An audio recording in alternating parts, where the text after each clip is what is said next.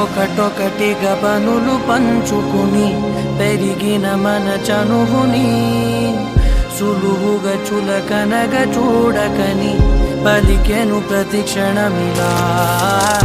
ఒకటొకటిగా తెరలు తెంచుకుని తరిగిన మన వెలితిని పొరబడి నువ్వు మరల పెంచకని హరిచెను ప్రతి కణమిలా.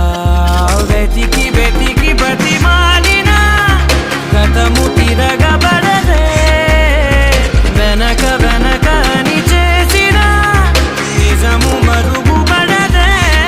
నిన్ను చూసే ఆనందంలో కను పాపే గడలై పొంగినదే, నిన్ను తాకే ఆరాటంలో నన్ను నేనే వదిలేసాను కదే.